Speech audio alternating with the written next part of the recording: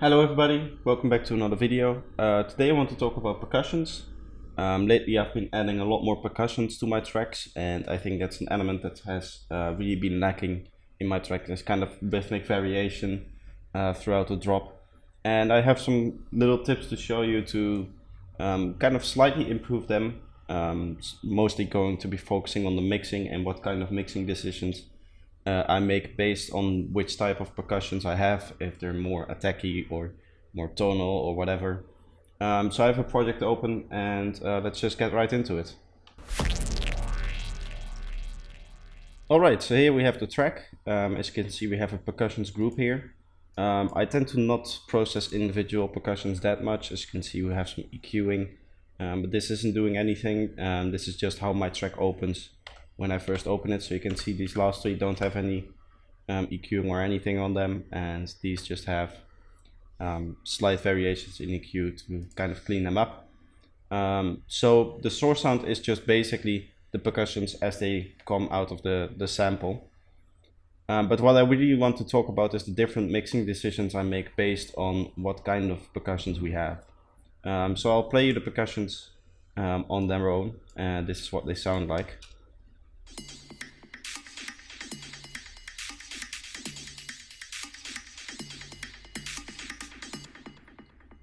So obviously you hear the delay and everything we have going on, which I'll talk about in a second. But one of the more important things you'll hear is that the attack isn't really very well defined, especially with the delay on. But also the sounds have like a very long tail to them, and they're very tonal.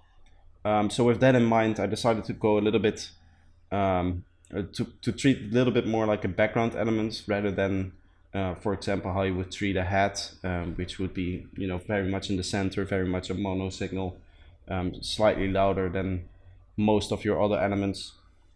So decided to treat it more like a background element because it's more tonal and it's more sustained and stuff like that. So to first achieve the background element feeling, I decided to make them stereo, which is not something you would normally do. But on this sound it sounded quite well actually. So as you can see, it's actually widened from the default preset that this opens up with.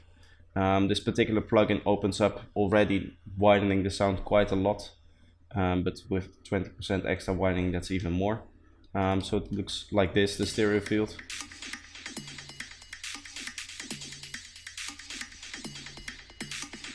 So you can see some of them are played through the right channel.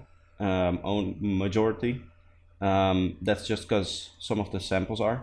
As you can see, if we open up all of these, they're all in the center. So it's just a sample that's either already panned to the left or the right. And for this track, that kind of worked out well. But the stereo spread kind of enhances that even more and really puts it in both ears rather than just in the mono. So that's one little interesting decision I made. This also gives you more space in the drums, for example, for the hi-hats. If we look at the full arrangement of these percussions, you can see that they're almost always played together with either hi-hats or the clap as well. So to give a little bit more space to those elements, which I consider a little bit more like main elements of the drum loop, I decided to kind of move the percussions out of the way of for example, the hi-hats here and the clap and that kind of stuff, just so that it has a little bit more space and the rhythm is a little bit more defined.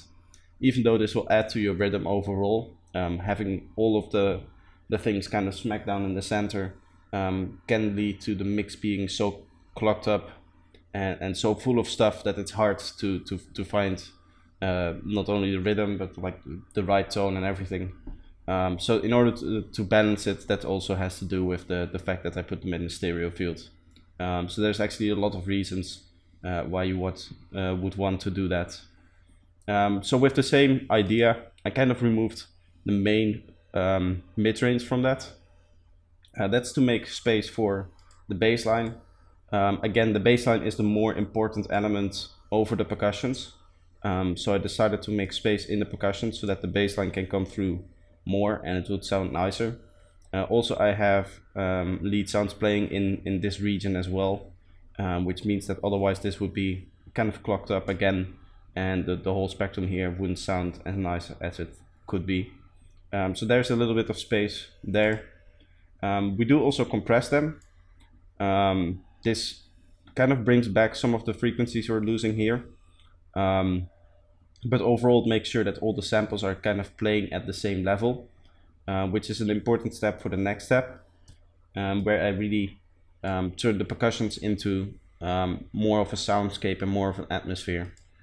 If we listen to it without the delay, it just sounds like a percussion loop.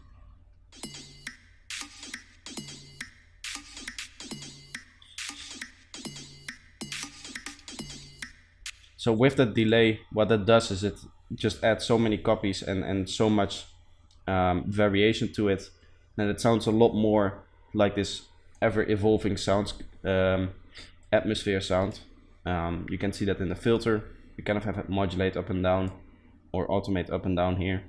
In frequency, you can also see that the dry wet is very, very high. Normally I wouldn't go with a very high dry wet, especially not on drum sounds, as that would you know, it would clog up the mix, and it wouldn't normally sound as nice as it does in this case. But again, because they are very tonal and they're very much in the background, it kind of works out well for this sound. So with the delay, as you heard before, it sounds like this.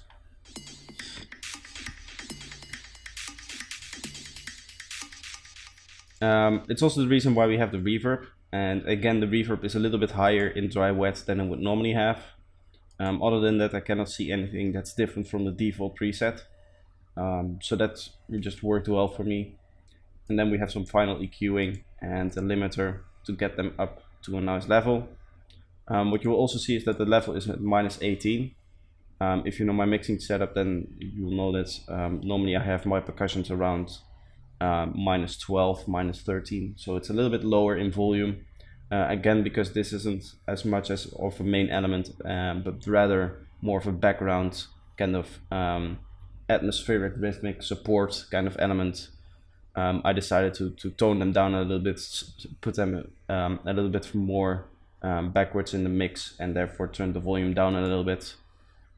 So that were some of the mixing decisions I made with these percussions, and it's a little bit of a different view of percussions and a different usage of percussions than you would normally have them. Normally, again, you would have a lot of rhythmic context there, and it would be a lot more defined, that they're more in the foreground and that kind of stuff.